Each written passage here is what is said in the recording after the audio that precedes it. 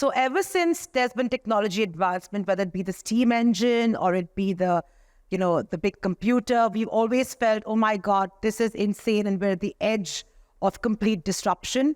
AI is the next big revolution, which is basically dangling all kinds of dangers in front of us in terms of human resource, but also promising a very, very high enabled productivity. We're going to be discussing some of that and challenging some of that as we have a seasoned marketers right here on the panel, and hopefully we'll make this very, very engaging and conversational. Thank you so much, ladies and gentlemen. I'll start with you, Ruchira. As somebody who markets beverages, alcohol beverages, and of course, wearing your industry hat as a marketer, how much of this AI dangler that we're all kind of, be getting used to or getting thrust into our face has actually made a difference in terms of your real-time marketing function? Okay, so that's like a motherhood and apple pie kind of a question, right? So I'll keep it short. One, we're already using AI in ways that everyone here is familiar with media targeting, dynamic posting on targets, on managing staff retention, all kinds of stuff, right? You're using an AI assistant, but in a far more structured and a very clear input to output correlation. But you're using vast amounts of data and generating, therefore, the most optimal solutions. So there's a lot of AI being used. You're talking about Gen AI, which is the next step. And then, of course, the third one's predictive AI. Absolutely. Right? So as far as Gen AI is concerned, what does generative AI do? It trolls vast amounts of data and comes back with solutions, bases zero memory needed, infinite memory rather, so because it can access all kinds of data. The second is it comes in terms of speed and efficiency, is much faster than a human being processing it. But the third one is, it's interesting, there's a lack of truth function. It basically takes everything that's available and puts it out. Sure. Right or wrong. Sure. Yeah, which is why some of the stuff that we've been seeing going on. How much of it, therefore, are we using? I'd say a lot of people, the uptake on large language models in generative AI, which is basically type in a word in English, ChatGPT equivalent, the uptake of that from consumers is much higher than it is for businesses today, because you're still evaluating not just what efficiency it can deliver, but also the risks, which for any brand or any business is very, very paramount. So where are businesses? Businesses are adopting it much more slowly or putting in POEs, proof of concepts, POCs, etc., to make sure that there is a safe sandbox in which you can put your brands. What does it mean for me? Frankly, it's fantastic. As an alco-bev marketer, I do not want to market to everyone. Sure, first of all. I want to market to people who want to know more. I think that there is a clear need for AI and Gen AI created solutions in 4 or 5 parts of the funnel. First of all, awareness, relevant. You like drinking gin, I like drinking a single malt, so for me, get awareness around my interest area. Second, therefore, guide me to purchase. The third one is post-purchase. And the final one is consumption, curating it. So it can actually deliver deep personalized solutions to the right consumers without having to go through this whole circumvented piece on who you shouldn't market to. So I can do it in a very safe sandbox. So it is there. It is there, and it's literally on the cusp of making it happen. Sure. In my opinion, of course. Sure. I'd love to hear from the rest. Sure. Suryadeep? I actually have a little contra. Great. I love contra. Great. If you ask personally, there's a tremendous amount of usage that is happening, but more on content kind of use cases. Creating content and both text and graphics, I think that's a super use case that has come up. What Gen AI really has done is made it very simple for everybody, right? AI as a tech was out of bounds for marketers, so now everybody in your team is able to just log on to a terminal and pull it out. Having said that, I think a very related part of it is how you keep on building creativity and freshness and innovation through something which is available to everybody, right? So I think that's where the charm of marketing and the whole core of marketer as a skill will come into play. From a leverage standpoint, I think that's where we are doing right now. The possibility that I see in near term, which is say about a year and a half, is more around scaling it up to your probably audience and making it more of personalized campaigns. People are still kind of careful about it. You would be careful in terms of exposing your brand to all your target customer, unless you, I think what Ruchira said, do a sandbox, be 110% sure that whatever is going out through the engine is fairly kind of a foolproof. So I think that's something which is still under works. But as a marketing team, I think that's what we are doing into. There are pilot stories where, you can generate a campaign, activate it, do all that. But I think marketers are still very, very careful in terms of pressing the button and exposing it out. But having said that, it's a force multiplier for sure. It's a great, great disruptor. I think in the next couple of years, we are going to really see this transforming the whole marketing function for sure. And this is as powerful as it can get from a capability standpoint. So I think those were my 2 cents. Sure. I have a couple of rejoinders, but first I'm going to get the other 2 gentlemen to give me their view. So Sachin, why don't you give me your view if you're in line with Ruchira or with... both of them are right actually in their own way.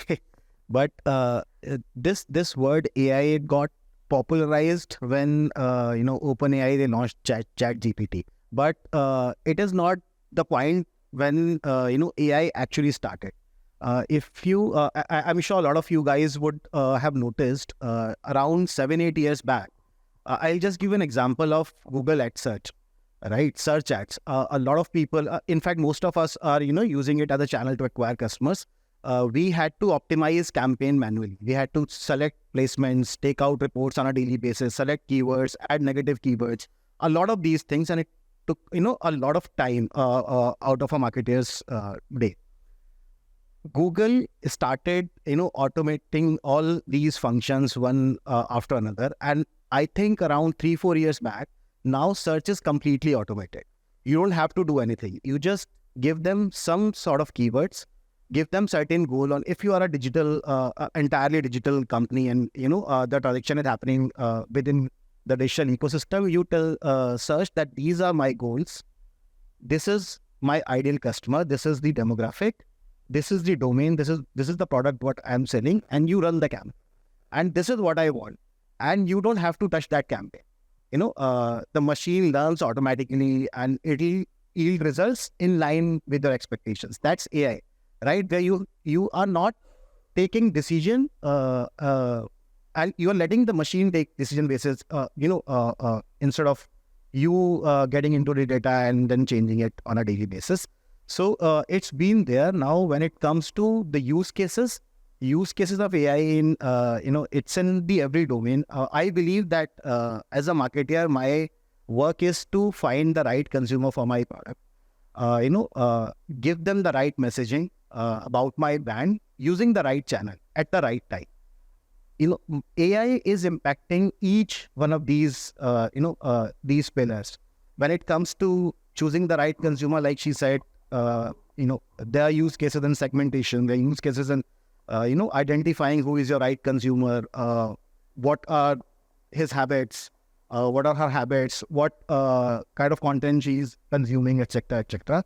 When it comes to messaging, right messaging, there is personalization. Instead of looking your audience at an aggregate level, you can now go granular and treat your consumer as an individual. Like she mentioned, someone likes gin, someone likes single malt. Rather than looking at them as an alcohol drinker, I can now go granular and see them as gin drinker. Earlier, it used to be a tedious task. Take out data, analyze that data. Now you can put everything in a model and let the machine learn, and the AI will do the rest. So it's impacting each and every area of your work. Satya? I will have a position very different to all three of them because they're brand custodians and I'm coming from a agency perspective.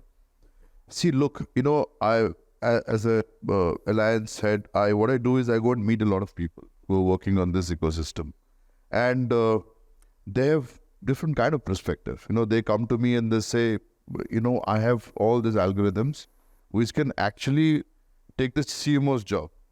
So, it's a little scary. I'll tell you what. So, as somebody who has seen the evolution of media from to till now, I think you have to, as my friend said, that you have to look at it a bit of caution. You need to take it with a pinch of salt, and you have to use it in 2-3 parameters. One is, you definitely have to have a data scientist as a CM in your team. You need to have a research guy who understands the whole ecosystem, and it also depends from brands to brands. Like her brand will need it, his brand will need it, and maybe another brand will not need it. It's very important to know. For instance, a Swiggy and a Zomato, or for that matter, a Acco will use it brilliantly. They're completely digital. Yeah. Just wanted to add here, not only the digital companies, but in fact, I'll just give you an example of Asian Paints. They're using, now we can call it AI, but they're using data beautifully well in their demand planning. So they can plan how much paint is needed in a particular pin code, at what time, and of what color.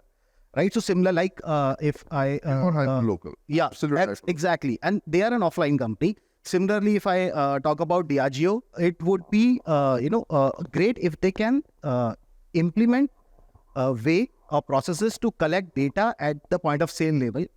Currently, if you get into an alcohol or a liquor store, you just pay and take out the bottle, which you... No. Everybody asks your mobile number and it is grandly misused. Hold on. Just hold that thought. I completely agree with Sachin, and I think, but disagree with Satya on one point. 2 things, and you wanted this, right? Yeah, you wanted this. I disagree on the point that I don't think anyone is saying AI or Gen AI is going to replace the role of creativity. Yeah. Absolutely not. It makes it more efficient, it makes it faster, more dynamic, more personalized. Quicker oats. Designed a whole new product in 3 months, unheard of in that category, and sold out month after month, using AI and predictive and generative. They actually generated what the pack should look like and what the product should be. Right? So yes, jobs will be under threat, but not creativity. I believe there would be newer jobs, right? So things which you can easily automate, definitely those jobs will go. So how you evolve, as a worker or as an individual, it depends on you, because new jobs will be created, old jobs will go. So I don't think it's such a big thing. I have a rejoinder to the panel. Almost everybody on this panel has talked about in the future, AI will be more personalized, will be more customized, will understand your customer better. So my point is, if you're going to keep chasing me, despite the fact that you have at your disposal so much data, right? And you understand at a granular level my likes and my choices. So my question is, where is this great AI and all this data computing going? Yeah, so I guess this is pure senseless marketing, what you're saying. It's like just bombarding everybody.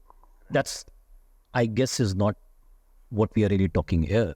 It is database marketing pretty much. So just pulling out. But via AI, right? So that's because you know that I'm interested. So that's the truth. I think while we speak about this frontier subjects, that was what I was actually alluding to. I still feel that most teams still are hinged on marketing automation tools and pushing campaigns and then getting on to their next campaign and next campaign and next campaign. I think that's still the way most of the world and the teams are operating, right? Yeah. So what is really happening is you're seeing so many campaigns because so many guys are operating out there. Everybody is trying to get in touch, but nobody is really trying to get into your persona, your habits. Nobody is. Yeah. I mean, 80-90% of the guys are not. They are creating all that. And I might add to that, there are also companies and businesses that are GDPR compliant, that do consent-based marketing, that will not target you basis your number on a list that you shopped for, because that's absolutely not allowed, right? Few and far between, Ruchira. True, but I work with one of them. So I know that, in fact, the consent we take is for the use. It's like, okay, do you want to know about an event, or do you want to know about various offers? And if depending on what you tick off, and it's for a limited period of time, that I can retain those records. So yes, and by the way, the company that transformed the maximum amount and the fastest was actually L'Oreal, which today is held as a benchmark. Yeah. Now think about it. When was the last time someone from L'Oreal called you? No one, right? Because they also work with the same compliance norms that exist in Europe. So I do want to add, like Suryadeep saying, that's just bad, lazy marketing. So I have a different view on this. So, how many calls are you getting, or how many messages, or how many communications are you getting? It depends on the industry who is targeting you, right? For an FMCG company, or maybe Diageo or HUL or ITC, they have a very high recall because you're using their products on a daily basis. You need those products on a daily basis. So rather than investing in a campaign to reach out to their consumers, they invest that amount in becoming more and more intelligent in demand planning, right? Now there are industries where a consumer is in market for a very short duration. And the prime example of these industries are real estate and BFSI. If I talk about BFSI, my industry, you would not be in market for a loan for a very long duration. And second thing is, we can't blame AI for that. AI would give you the right propensity model. It will tell you in deciles that this is D1, where you have 95% chances of conversions. This is D2, where you have 90% chances of conversion, so on and so forth. But AI is not able to tell all these real estate companies that Sonali is not interested in buying a house and doesn't have the money. Because 99% of those companies would not be using AI. So it is improving, and I believe it's not very long. Maybe in 6 months, 1 year time, we'll see a decent impact. And that's the point, right? 6 months to 1 year, 2 years, that's the horizon we're talking about, because there's someone called Mo Grabo. I think I've got the pronunciation of his surname right. He used to run AI for Google, right? He spoke about how for almost 6 months, they were looking at robos who could catch a little yellow ball, right? 6 months, nothing. People were joking about it, saying, you're spending millions doing this, right? And this was all about generating intelligence. Friday afternoon, 3 o'clock, he was walking from one office to the other. People are shutting down, because that's what they do, I believe, shut down at 3 or 3:30 on a Friday afternoon. And he noticed one machine. And they thought, oh, you know what? That's just chance. One machine caught the ball. On Monday morning, these are all disconnected machines. All machines were catching every single ball, Monday morning. The question is, are we ready for it? Are our capabilities there? Are our people there? Are our policies there in terms of security? And are we going to add the right amount of creativity, right amount of left and right brain, right? And I think that's the question. Imagine a future where there is no search. A future where there is no search, because what you're looking for, you ask for it. You don't have to go and type it. And you'll get literally the whole value chain in front of you with suggestions. I think all of us are going through a time of evolution, Sonali. I think as we talk, there's a lot of work happening on AI, and people like us are evolving with AI. So I think ultimately we have to create a story for ourselves. For instance, some of the best brands in the world, whether it is Google or it is Facebook, or it is Netflix or Apple, they are using it with a lot of discrete. For instance, if you see Netflix, Amazon Prime, they use a lot of out of home, in India and other places. They're the most intelligent company, and then they amplify it in social. They are not completely gone to AI. They are using it with discrete global companies. So we need to use it with caution, and we have to see how it's evolving. Okay, last question before I let you go. Each one of you, how much has this usage of AI and implementation and investment in AI made the outcome far more efficient? So you can tangibly say that because I've used this, I have either reduced my marketing expenditure or I have converted that much more people in terms of consumption. Can you tell me tangibly you can make that statement? So, yeah, I can give some tangible numbers. As an organization, around 40-45% of our revenue comes from cross-selling on our own customer base. That's a substantial number as an organization. So, not AI, but I would call it the machine learning model which we have built. It's not the same thing, but in the same direction. We have a propensity model which we started working on 6-7 years back. It has helped us improving our guiding metrics for marketing team here at Paisabazaar is cost by revenue. How much cost I am incurring to get how much revenue, and it has to be a positive thing. We try not to run loss-making campaign, right? So it has improved my cost by revenue ratio from earlier 60-63% to now 41-42% for all my paid campaigns. That's a substantial, and it has not happened in a day or in a month's time.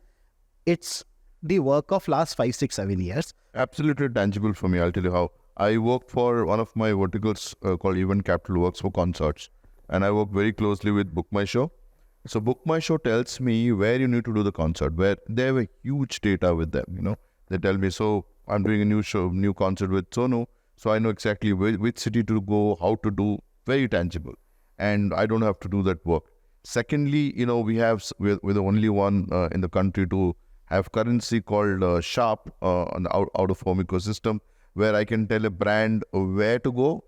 It's a little counterproductive for me because, I'll tell exactly this road, this many number of people will go, you take it here. I can go hyper-local to the, 0 mile. So it's purely tangible for me in that aspect. And I have a company called Inventec, which works on content models where it's very, very, very helpful for me. So, yeah, I think very tangible for me. What's tangible? I can't beat those numbers, Sachin, but what's tangible for me is AI and ML, which is machine learning. That's ground zero, foundation, which has given us massive media savings on targeting. And year on year, we see productivity. We're seeing some amount of, full omni-channel kind of consumer connected journey work, which will give us maybe another 5-10%. So talk about 5-10% is giving us some savings. What we're not seeing yet is Gen AI because we're learning, right? And Gen AI for me is the big one because we want to reduce the cost of content creation and instead reach out to more people or try more things, right? Because production was the reason why you never did. You wouldn't try 5 things. You'd say, 1 crore boss, can't afford it. And you'd want to reach more people, but you'd say, itna hi media money baki hai. So look at the efficiency you can build in the chain while not sacrificing creativity, not sacrificing consumers. It can be quite mind-boggling. Yeah. Well, I found it quite an interesting discussion with a lot of contra points and a lot of insightful discussions. But clearly AI has a long way to go, but at least we're on the journey. And hopefully the next time we speak as a customer, I'll be able to tell you what tangible benefits I'm receiving as a customer thanks to AI. Thank you so much, ladies and gentlemen, and hopefully you had a good time too. Thank you so much. Thank you, Sonali.